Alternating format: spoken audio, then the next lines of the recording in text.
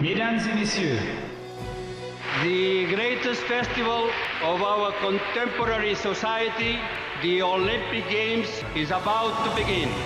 This is gonna be close.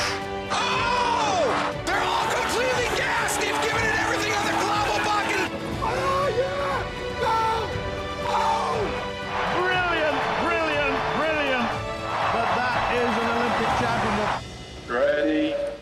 Hello and welcome to another episode of Keep the Flame Alive, the podcast for fans of the Olympics and Paralympics. If you love the games, we are the show for you. Each week we share stories from athletes and people behind the scenes to help you have more fun watching the games. I'm your host, Jill Jarris, joined as always by my lovely co-host, Allison Brown. Allison, hello, how are you? Hello. I am very confused because I took out my pins, and we'll mention later why I'm going through my pins.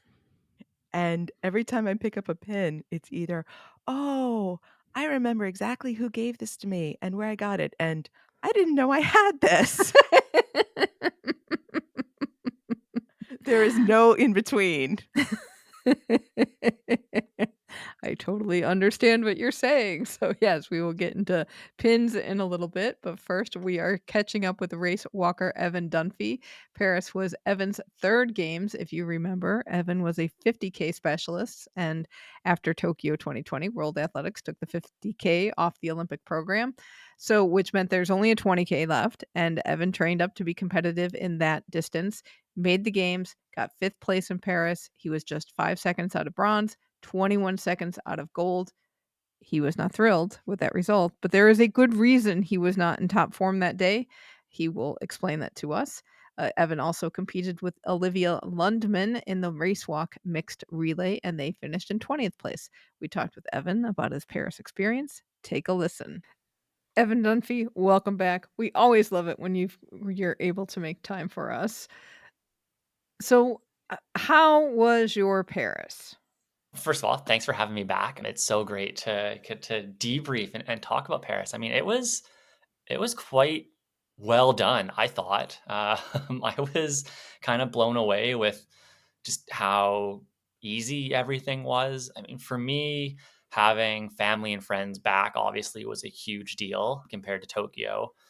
But then compared to Rio, my first games, I actually got to go and see my family and see my fiance and my friends because public transport was easy to go hop on and everything was 30 minutes away. And so the city felt so small and it felt like you could get anywhere at any time of day. And so I loved that. I just had a blast taking the trains everywhere, had so many great conversations with people on the trains about the Olympics and meeting people from all different countries. And that honestly ended up being one of my highlights was just taking public transport and chatting to people coming from the stadium, going to the stadium, going to other sports and hearing their experiences. And it was a blast.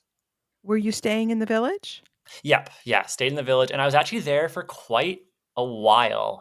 So I raced the 20K on the first and then had the mixed relay on the 7th. And so because Canada had a 72-hour policy, so we had to leave the village 72 hours after our competition, having two races was awesome. It meant that I got to actually stick around and stay in the village ended up being there for about 2 weeks and so got to really experience the village. I was quite sick recovering from being quite sick coming into the village. So I'd gotten gastro in our training camp in Barcelona, felt fine, but had no appetite. So everyone was like, oh, what's the food like? I'm like, I don't know. I've tried the rice. It's about it. I wasn't being too adventurous in the food. So I did hear the village food wasn't outstanding. My counter argument to that is it's free food. I'm never going to complain about free food, but I will say that I wasn't too adventurous in the food options. Okay, so I did want to ask you about being sick because you did post about that. Go through the timing of that versus when you were racing. Oh, it was so sad. Yeah, we were upset. A week out from the race, 7 days before. So a week out, I had my big stock standard last hard workout, 4 times 2K with 400 meters of, kind of a float with a 400 meter hard at the end to make it 10K. So a 10K workout, one of the best workouts of my life. Was so thrilled with it. Ended up after that workout sticking around the track because Charles Philibert Thibodeau and Jean-Simon de Gagne were doing a workout, and Marco Arop was running some 200s, and they had a little gimbal out that they wanted filming. So after I finished my workout, I was running around the track trying to keep up with these guys to do some filming for them, and it was such a blast. I had so much fun. It was just in my happy place and in the best shape of my life. And that night, I was talking to my sports psych, and I said, "Hey, Penny, like, can we sit down and have a chat?" And she's like, "Oh yeah, what's going on?" And I was like, "Well, I have this like thing that I don't really know what to do with it." And she kind of looked concerned at me, like, "Oh no, like, what's wrong?" I was like, I have this like self belief, like that I might actually be able to win this thing, and like I'm not too sure what to do with that." And so she kind of laughed, and we ended up sitting down and chatting for 45 minutes or so, and coming up with a bunch of different strategies for that last week of how I was going to navigate that last week, and kind of get to that start line, honing in on that self belief that I had, and channeling it and using it. And then 24 hours later, I was getting ready I was come back from dinner, was texting Sarah, my fiance, being like, "Oh man, I'm really tired. Like I don't feel like amazing. A few people on our team have been sick. Like I'm really hoping it's not that. It's 9 o'clock. I'm just gonna go to bed and like hope for the best." And then woke up at 10, just violently ill and throwing up, and threw up about twice in about 8 minutes, and was like, "Oh, this is not gonna be fun." So then I started a stopwatch to time the intervals, because I figured if I could see that the time between being sick was getting longer, it would be like the one thing I could kind of hold on to.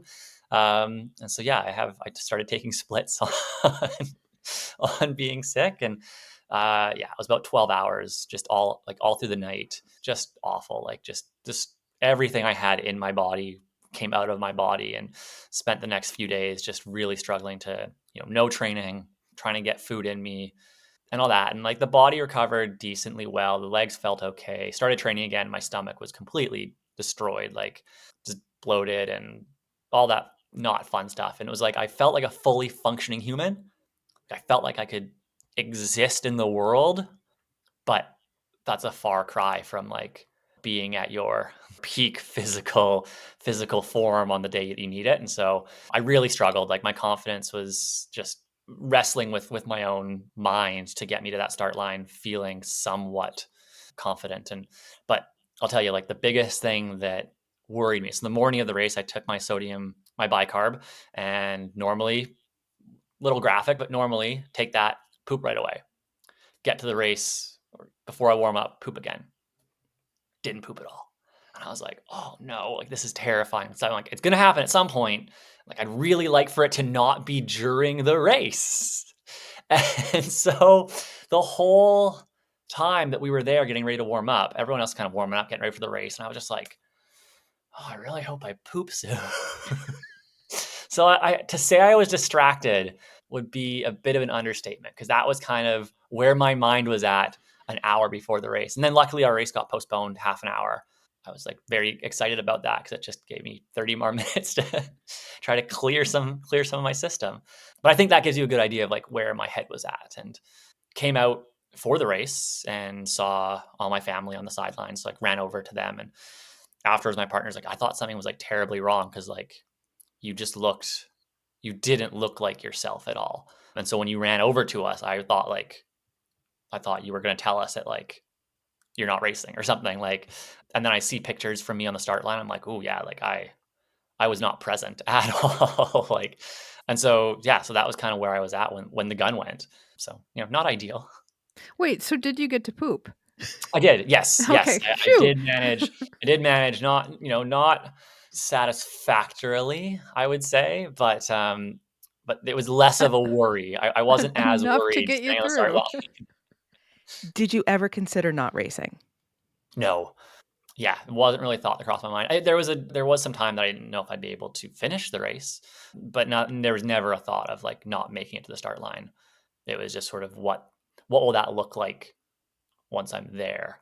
And in the end, like, it's probably a bit of an overreaction. Like my body held up. My legs held up really well. Like legs felt really good.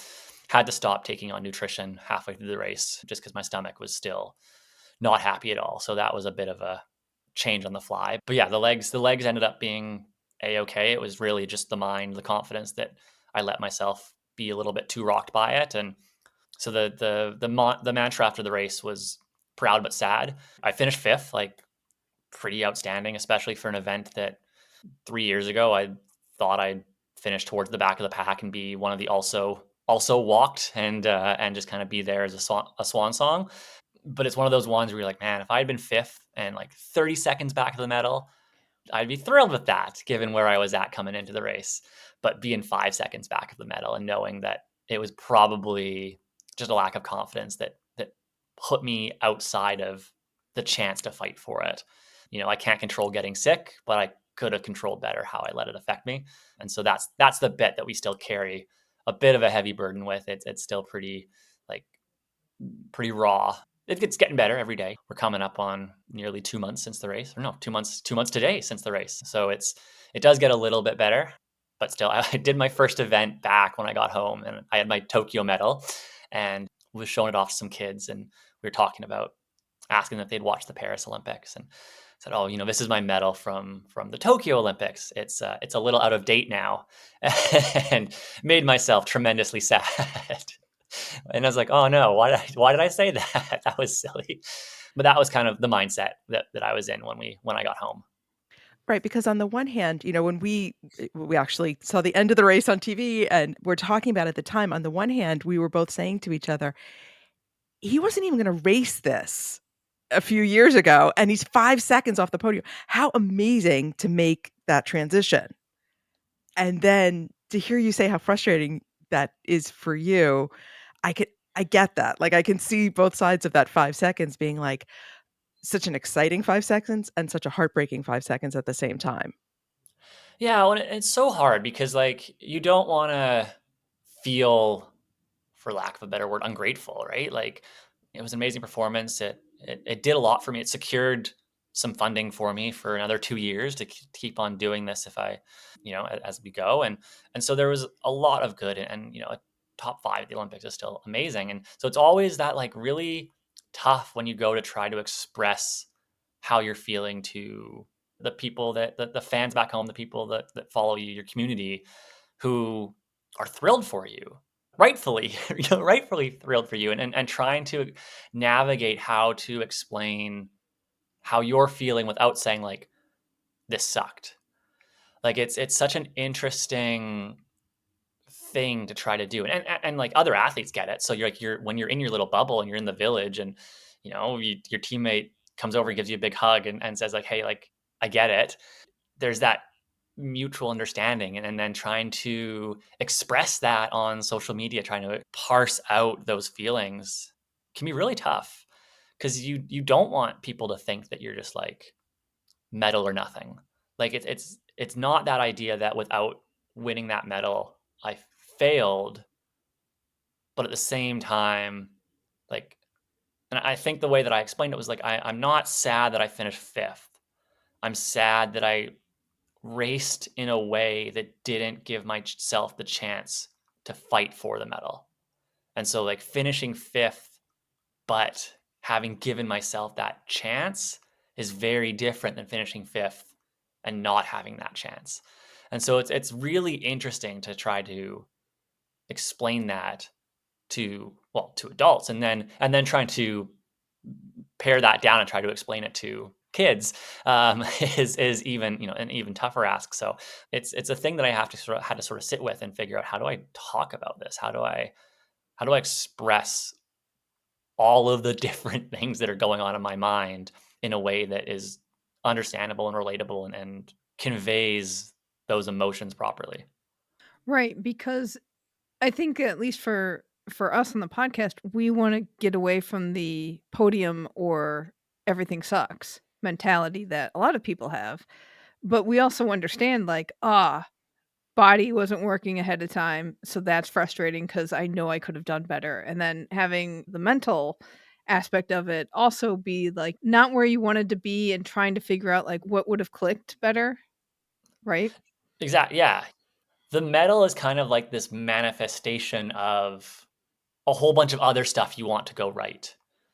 And if all those other things go right and you don't win the medal, It's easy to be satisfied and happy with it still, but it's just like, it's so much easier to talk about the medal in like objective terms and just kind of throw all those other aspects into it. And then you have to kind of take that step back and be like, oh no, actually, I got to actually pull those things out of the medal and talk about like what the medal represents and all that stuff. And at the end of the day, like I will say, like having a medal is just cool. It's fun to have that big, heavy, physically, literally heavy, but metaphorically heavy thing that you can put into people's hands. And there's so much power that comes with that like it's a bummer. Like, you get a certificate for finishing 5th. Doesn't have the same, you can't go and put that certificate in people's hands and have the same impact.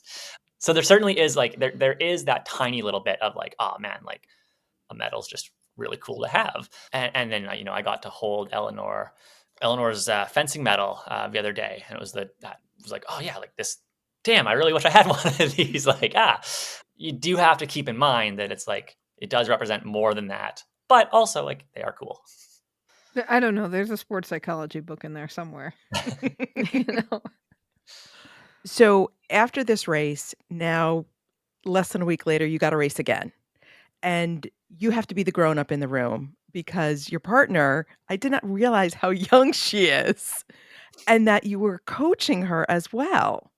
Let's talk a little bit about that transition into the mixed relay. Yeah, Olivia did such a great job because when we were in St. Moritz doing our altitude camp, she was living with for most of the time four guys, and so she did a tremendous job of just not going crazy, sharing her space with us. And I think things got a little bit better once Sarah, my fiance, showed up. But Girl power. yeah. But there was this hands-on, like we would talk about training every single day.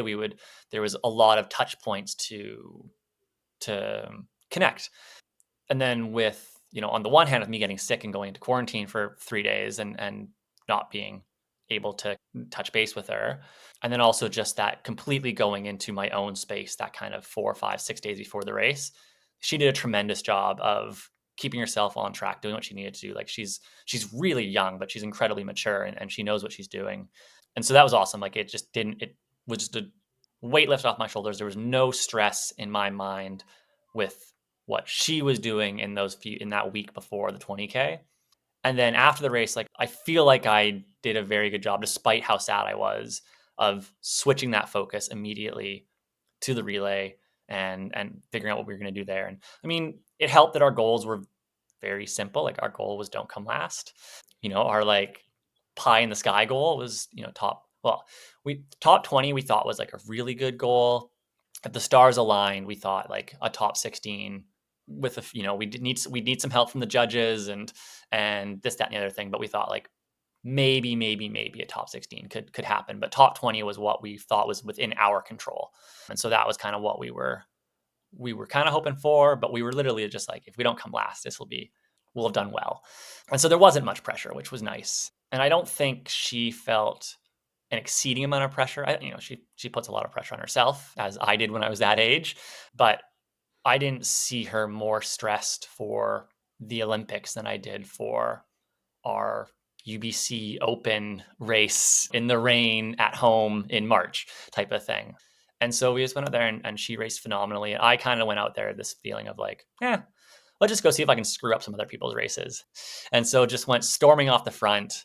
Yeah, why not? Let's see if I can throw a curveball at these guys who think they know how the race is going to pan out and see if I can mess with some race plans. And it turned out the top couple of guys, they could just take whatever was thrown at them on that day. So they kind of dominated regardless. But it was a lot of fun. It was a lot of fun to kind of feel like I was in control of that race for the first 10K or so. And then that second leg is just brutal. You're by yourself. Like it just spreads out and then you get handed off to and you're just like, well, I gotta go and try and walk sub 4-minute Ks and there's no one around me. And I might catch in this 10K out here, I might catch one person. And so it's mentally very, very, very tough, especially when you're not fighting for a big place up at the front. You're just slogging away towards the back. And so it was mentally very, very, very tough. And then passed off to Olivia for her second leg. Her first leg was fantastic. She did so well. Her second leg picks up 2 red cards on like the first lap of her second leg, gets a 3-minute penalty, still has like 9K to go, and is able to come out of that penalty box, fix whatever was getting her the red cards, and even just start chipping away. Like we were in 21st, and that whole 9K was just like, there's 20th. Like, see, like the whole race became this like, it's you versus that 10-second gap. And let's see, like, you're not doing it for anyone but yourself. This doesn't matter. It does. Nothing changes if we come 20th or 21st, but like, prove to yourself that you can do it. And so it was really, really fun to watch her that last 8K. Yeah, seven or 8K once I got back out to the race course, and to see her just chip away and chip away and chip away, and on like the last lap get past that girl in 20th and move ahead of her was really cool. Because again, there was nothing in it other than, yeah, I can do this. And so that was really, really cool, and just awesome to see her cross that finish line, and yeah, check that box at her first Olympics. Like, how cool is that? Back to the village. I want to know, you've been on cardboard bed version 1 and cardboard bed version 2. Any difference? I didn't get a ton of time on version 1 because we were in Sapporo. So my only experience on version 1 was post 50K, and I just don't think it's an adequate representation of how one is supposed to sleep. So, but I will say in Paris, like they're fine, they're great. I really, really see the value in them. Beforehand, if you had an athlete who was 6'8" and needed an extra long bed, you had to order that like months in advance. And you'd show up and there'd be, you'd have an extra long bed frame with an extra long mattress. And if for whatever reason rooms needed to be changed or whatever it was a hassle. And now it's like you show up and they're like, okay, yeah, we need an extra piece. And you get an extra piece, you slide it in. There's a little insert mattress that's like the little like extra bit that you can slide in. You got your extra long mattress. And so when you're dealing with something like the Olympics with 11,000 athletes from 4'10" to 7'10", it makes so much sense. And then Team Canada, like we all had mattress covers or mattress toppers, so like little 1-inch foam pads. Like, so it was tremendously comfortable. Team Canada got these like cooling sheets that were supposed to help you sleep a lot cooler, and they were quite comfortable. And I gotta say, I slept very well in the village. I will say though, the game changer for me, because I hate silence, don't like sleeping in silence, I can't do it. And so a game changer for me the last couple of years, I have an eye mask that has Bluetooth headphones in it, and I sleep on my side, which I thought might be a problem, but the headphones are like flat, so you can sleep on your side with them, still have my podcasts on. And so for me, for the last few years, like that's been the huge game changer for sharing rooms with people and still being able to have my podcasts. Very cool. I see an endorsement opportunity for you, Evan. Okay, so favorite part of the email when you answered me was you said the IOC was being the IOC in Paris. So how was the IOC being the IOC? Oh, well, what you guys were there. You guys know this well. So let's get the ball rolling with what you guys saw. Like what was your from our experience? perspective, our problems all came from the organizing committee, not Mm. the IOC. So that's why I'm curious as to, from the athlete's perspective, what you were Yeah, experiencing. and I mean, I could be conflating whose responsibilities are for what, but I'm just trying to think back now of some of the stuff that I saw that was laughable, and nothing is immediately returning to mind quickly. No, but that's good because if it was really awful, it would have stuck with you. Yes, Like if yeah. something really upset you, it would have No, stuck with yeah, you. I mean, the things that I did see were like more like, huh, yeah, that checks out. Like that sounds about right. One of my favorite bits, and this was not IOC related at all, but so my teammate, one of my really close friends, Iñaki Gomez, was there. He's the WADA athlete. He's on the WADA Athlete Commission, and so he was there as an independent observer, observing the ITA, and he was at the racewalk observing the drug testing at the racewalk. Not my drug testing, but the drug testing at the racewalk. And he's also very professional and good at his job. So we didn't acknowledge each other's existence at all while we were in that doping control room. But at the same time, we're in like group messages with other people. And so like I'm talking to like Jared Talent in a group chat about the race.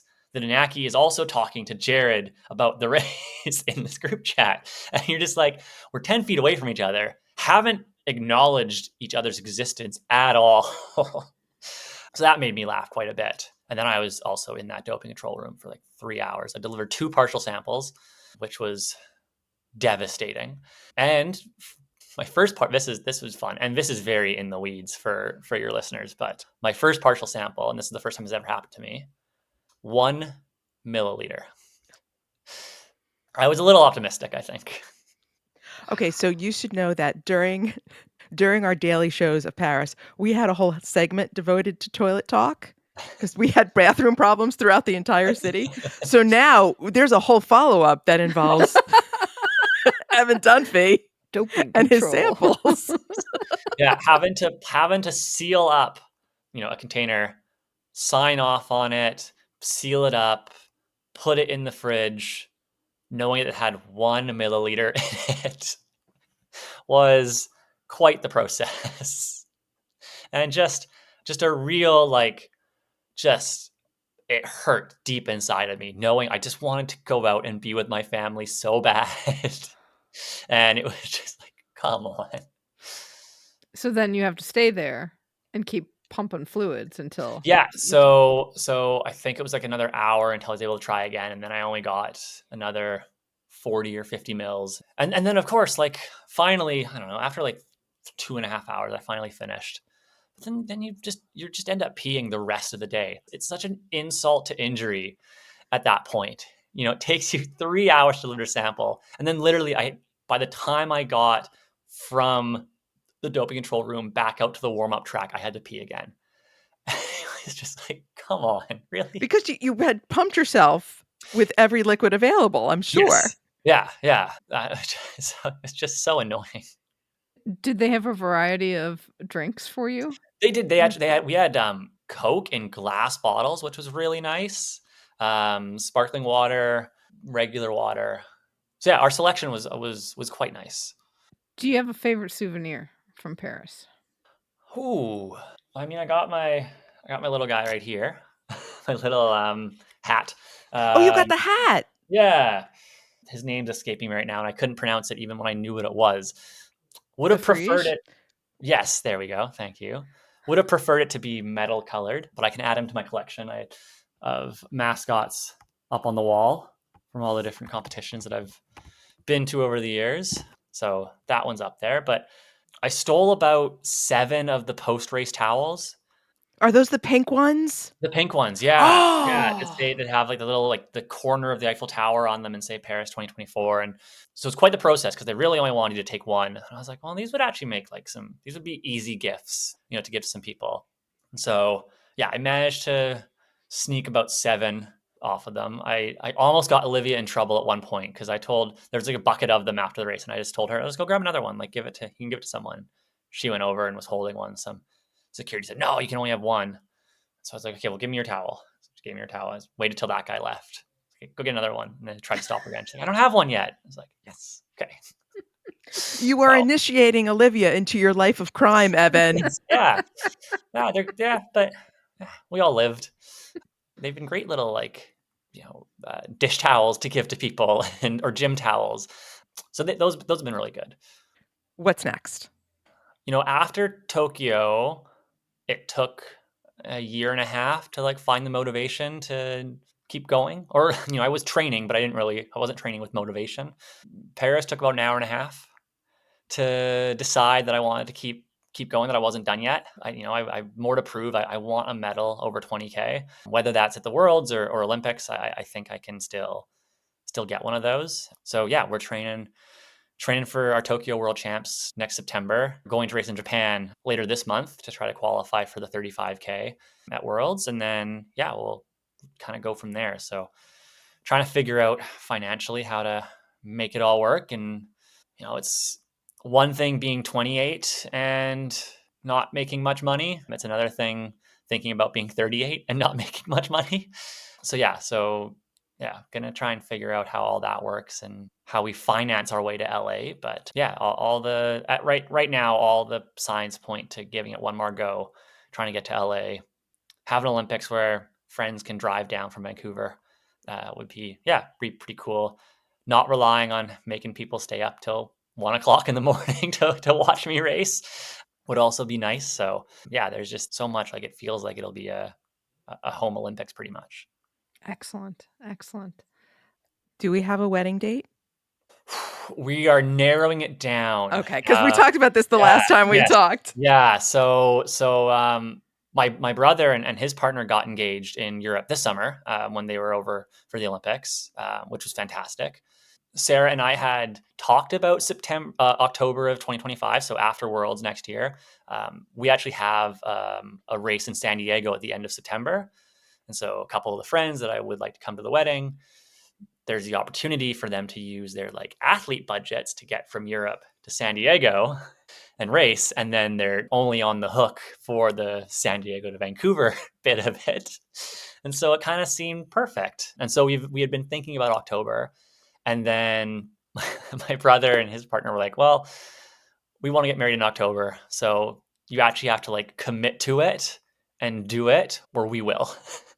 And so that's kind of been like, okay, yeah, I guess we can start actually planning this and deciding that we're going to do it. So the ball is steadily rolling down the hill now, and we're picking up steam. Or Well, it could be the Jill and I fully endorse October weddings. Yes. Definitely. I also endorse a Dunfee double wedding. Mom did not. She was really? She was adamant that there were not to be two weddings in the same month. That was very clear from the beginning. Although now she's thinking that she has to get a summer dress and a fall dress, so she's kind of shot herself in the foot with this one. But Mom, we're trying to help you here. Well, excellent. That's all. I'm glad you're sticking around. That makes me happy. Yeah, just gonna be one of the old guys in LA. I mean, I already felt like one of the old guys in Paris. So one of the guys I did some training with, German guy Chris Linke, like he set a world masters record this year, and we've been making fun of him ever since. But it's just like, oh yeah, that's gonna be us. We're just gonna be out there as with your walkers, right? I can still get on that podium. What would 50K racer Evan Dunfee think of today's Evan Dunfee? Oh, that's a good question. I mean, today's Evan is still very much bitter about the 50 not being around. I don't know. I feel like maybe 50K Evan would find me lazy. My mileage is quite a bit lower than it used to be. So I feel like if anything, that might be it. There might be a sense of laziness that 50K Evan would look down upon 20K Evan for. Man, don't talk badly about my friend Evan. My goodness. Excellent. Well, Evan, thank you so much for making some time for us and for stopping by the show. And we'll keep touching base with you all throughout. Yeah, always love catching up. So great to see you both. Thank you so much, Evan. You can follow Evan on Insta and X at Evan Dunfee. We'll have a link to that in the show notes. And we'll also have a link to Olympin. Speaking of pins, the reason I'm sorting through my pins is we will be at the Olympin show in Atlanta in November. This is very exciting. Olympin is the big club for pin traders and really collectors of Olympic ephemera and memorabilia. And the shows are a lot of fun because the pin collector people are tons of fun. It's Friday through Sunday, November 8th through 10th at the Marriott Atlanta Buckhead Hotel and Conference Center in Atlanta, Georgia. Friday and Saturday, it's 10 to 5. Sunday is 10 to 3. It's open to the public, free of charge. So come on down. We'll have a table. You can talk with us and we'll have stuff for trading. We'll have the pins where I say, I don't remember where I got this pin. But I'll tell you what pin I will not be trading. My NBC Andrea Joyce pin. No, not at all. Oh, we hope to see you there anyway, even though you can't even touch my Andrea Joyce pin. Yes, so we'll have plenty of stuff. There might be some cups there from Paris off my cup collection and There will other definitely be things. water bottles. Yes, if you need a water bottle, come on down, see our table, and see what we've got. But yeah, we would love to say hello to you if you are in the area. So again, that is November 8th through 10th at the Marriott Atlanta Buckhead Hotel and Conference Center in Atlanta.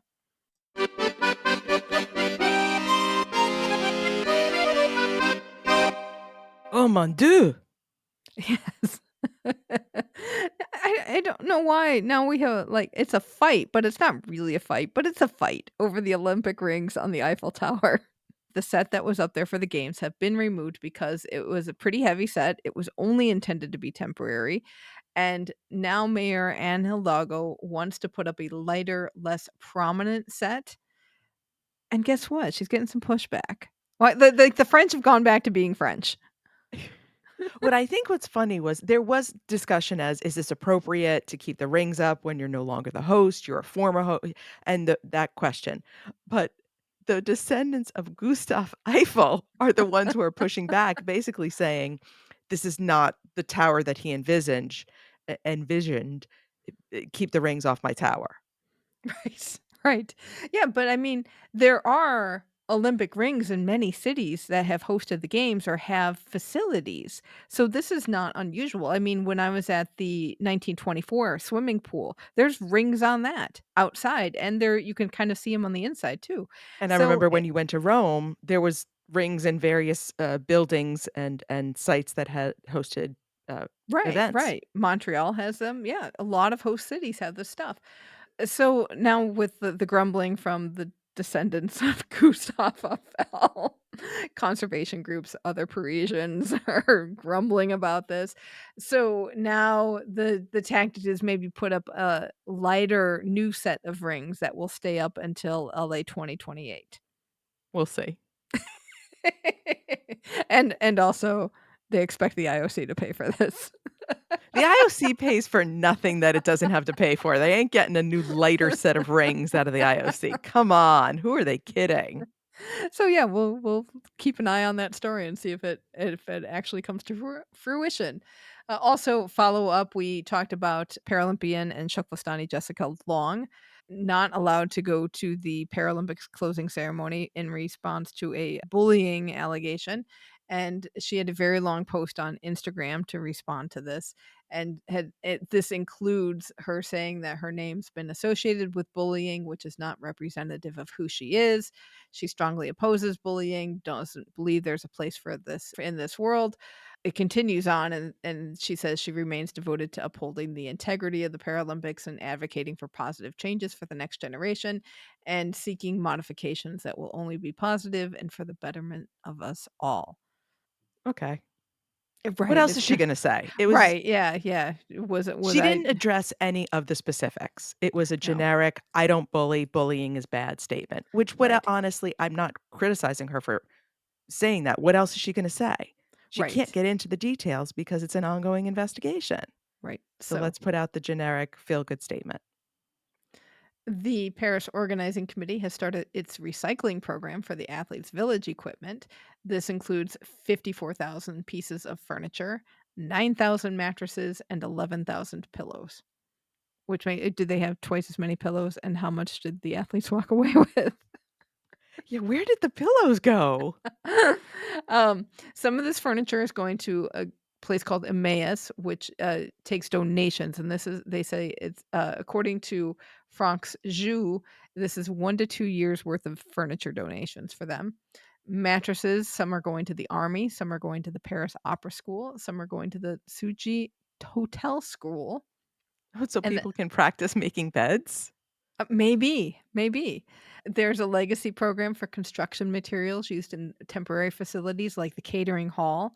So, a company is working on recovering those materials, and the transformation of apartments and public spaces has begun in the village. That's expected to take 14 months to finish, which is not surprising because I mean, we were there and saw the temporary structures come down in Place de la Concorde, and by the end of the Paralympics, even they weren't They very weren't far into done. it. Yeah. No. Um, Takes time. You gotta do it right. safely. I mean, you can't Yes, just knock it down exactly. because you're reusing a lot of the stuff. Exactly. So hopefully new residents can move in the fall of 2025. There's also an auction house that in Germany that's selling some of the Paris 2024 stuff. Listener Steffi tipped me onto this. Looks like you have to be in an EU country to be able to bid and get your stuff. They have a lot of deck chairs. Do you remember all those chairs that were sitting out in the village? Yes! That's what they've got for sale right Oh, now. those were nice. Those They were were comfy. nice. They're very cool, and they have a big Paris 2024 thing on them. Weren't they So, white? Most of them were white and pink. pink, white, gray. There's a lot of gray ones on the website. We'll have a link to that in the show notes if you are in Europe. If you bid for one of these, let me know. So you can come over and sit in it. Yeah, or I can convince you to bid one or two for me, and we'll figure out shipping later. That kind of thing. I brought my own chair.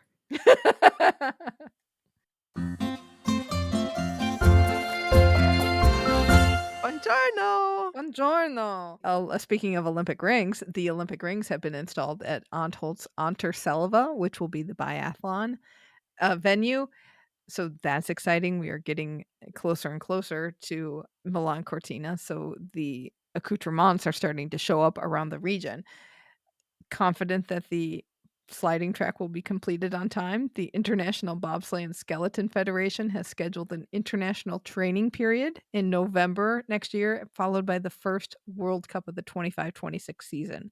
So they're gonna try and do a test event. Just a few months ahead of time, but still a test event. Exactly, exactly.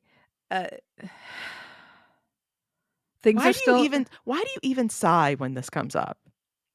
because I'm still kind of stunned that everyone believes this is gonna be pulled off. I mean, maybe it will, but I just feel like this is gonna be another Torino mess of it's good enough for the games and then not much afterwards, and we've dumped billions of euros into this project.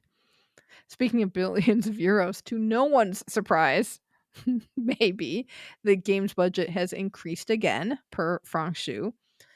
During their bid, Milan-Cortina said they could do the games for 1.362 billion euros. In 2018, that went up to 1.553 billion, and now it's at 1.628 billion. I don't think it's a coincidence that this went up after we were in Paris. I think there may be some money to contain us alone. Like they're hiring a whole police force just to make sure we don't break things. Oh, we have to build special toilets for those Americans who can't figure it See, out. and they know they can't throw me out of the country. They can't just solve the problem. I would imagine inflation does play into this. That is not surprising, but we're still a year and a half out. What is this going to cost? That'll be fun to see. I gotta work on getting a sounder for 2030 now. I know now that we know it's gonna be in France, and we can't recycle the Paris one because that's the No. Paris one. Right. We need French Alp music. Do you yodel in French?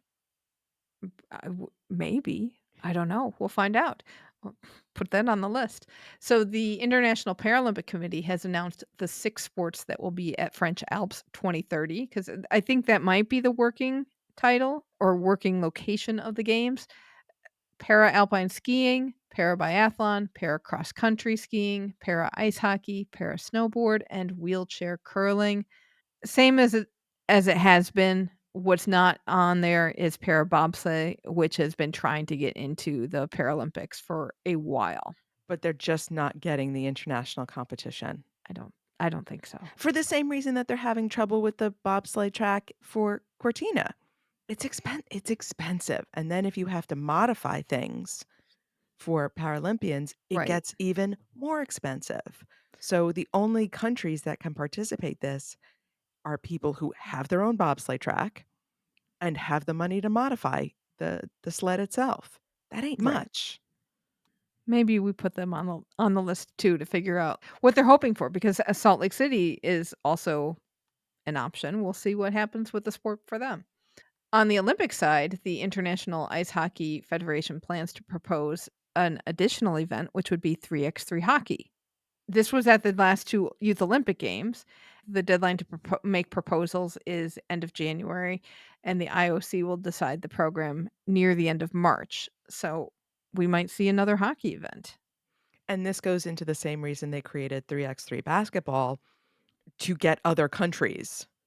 And Right. where you can't field a full team, the country doesn't have that depth of talent. Let's get some, and it's a faster game, so it's a different style. This would be interesting to see because certainly men's ice hockey is so international as it is. You don't have the US Canada domination Mhm. anymore, or probably ever. So, what countries would emerge in 3x3 that don't exist? Are we trying to get to Oceania and South America and some things that would never have a full-size hockey? Right, and we were talking offline about the impact that having pro players in the hockey tournament will make on the sport, and what does that do for different countries who may not have a strong pro presence in the NHL. So maybe this is an outlet to keep that pipeline going in federation-based hockey. I don't know, it'll be interesting to see if they add that to the games.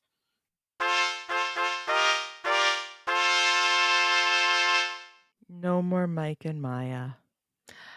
That's true. Oh, that's a bummer. Toyota is officially dropping its top sponsorship, which means they can no longer also sponsor Olympic and Paralympic Team Toyota athletes. However, they've said, and this was from our friend Rich Perlman over at the Sports Examiner, they're going to continue to sponsor Team Toyota athletes for as long as they remain Olympians and Paralympians.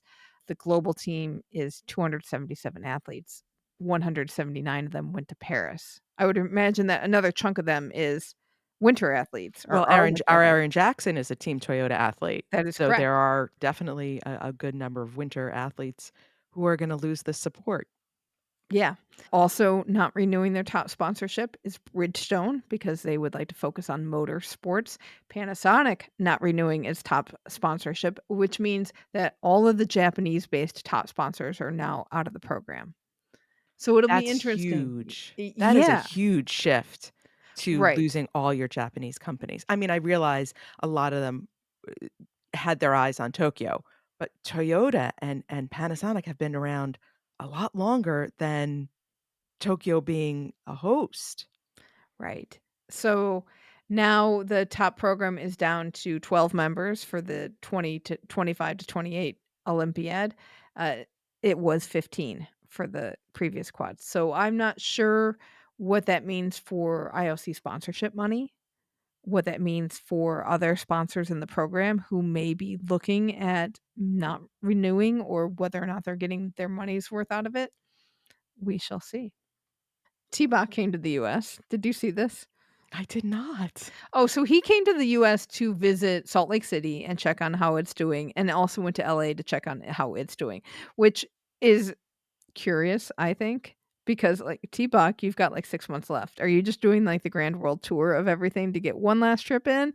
Or, was this a scheduled, like, "Oh, we have these regular interval visit kinda things?" Well, this doesn't surprise me because Salt Lake City was just named while they were in Paris, so he hasn't visited since they were officially named. So that makes sense.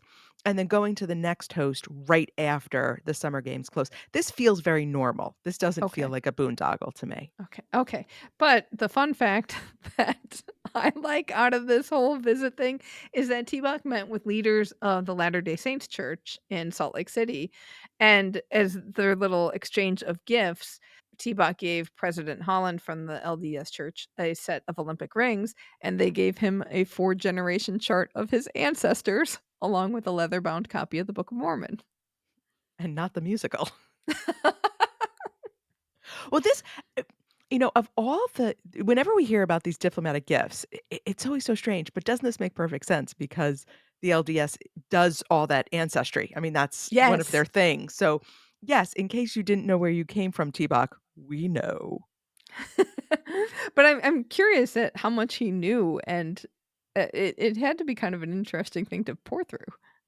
Also, Speaking of T-Bach's victory tour, yes, so one of the candidates to succeed T-Bach is Juan Antonio Samaranch Jr., Junior, and he was at the European Week of Sport and told the AFP there that once the reasons for Russia's suspension disappear, the IOC would have to work very hard to bring them back into the fold. And also said that Russia was on the outs for violating the Olympic truce, not because it invaded Ukraine. To which I say, do you not understand why Russia violated the Olympic truce? Well, see, I read the same article and I understand why Ukrainian officials got upset because anything that diminishes Russia's sort of criminal behavior in Ukraine, we don't want to see that. But he's not wrong. I mean, we've talked about this that Russia was not being banned because it invaded Ukraine. It was being banned because it invaded Ukraine and Oh, thus in violating the Olympic truce. So that's what I mean. I didn't think his statement was that controversial, though we have other problems with the Russian Olympic Committee doping. So we're going to work very hard to get them back into the fold. Well, they have to work very hard to fix themselves. Fix yourself first before we right. welcome you back in. Right, which makes me wonder about Samaranch presidency potential and what that would mean. Russia, of course, likes Samaranch as a candidate. So But they can't vote.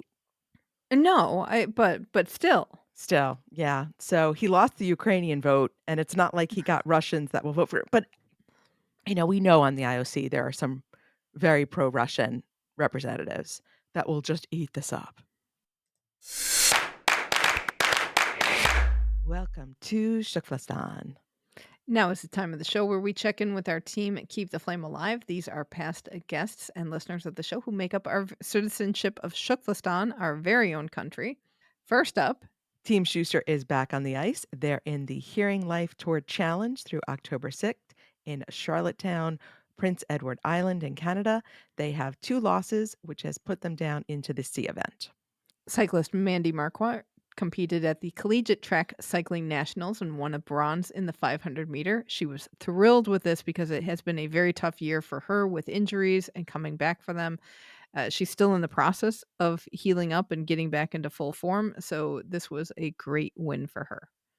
Weightlifter Hampton Morris competed at his final juniors meet because he's only 12 years old. The 2024 World Junior Championships, he won 3 medals in the men's 67 kilograms, snatch, clean, and jerk, and combined totals. In the days after he won, he served as a loader on another session of the event. Which is That's kinda great. cool. It's like he's yeah, I'm an Olympic medalist, but I can still just load bars like everybody else. He said that is a volunteer job that I would want to do and made it happen. Shooter Kim Rode won the USA Shooting Skeet Nationals title in a shoot-off against Sam Simonton. She's also I did not know this. Kim Rode is also a vice president at the International Shooting Sports Federation. And I know she's been trying to get onto the board of the NRA. She was petitioning people to nominate her. So we may see her name on that board as well. Andrew Marinus has published his latest book in the Beyond the Game series. This one is about pro football player turned military hero Pat Tillman. And condolences to listener Cindy on the passing of her cat Waldo, who was one of our Paris mascots. So we're very sad to hear that Waldo is no longer on this planet. He's in the Shukflastan house in the sky. And that's going to do it for this episode. Let us know what you think of Paris 2024. And if you watched the race walk, let us know what you think of those results. And we love hearing from you. You'll find us and other listeners on our Facebook group, Keep the Flame Alive Podcast. You can email us at flamealivepod@gmail.com. And the voicemail and text line is always open. That's 208-352-6348. 208 Flame It. And be sure to check the show notes for how to get our weekly newsletter and follow us on socials to get all our content.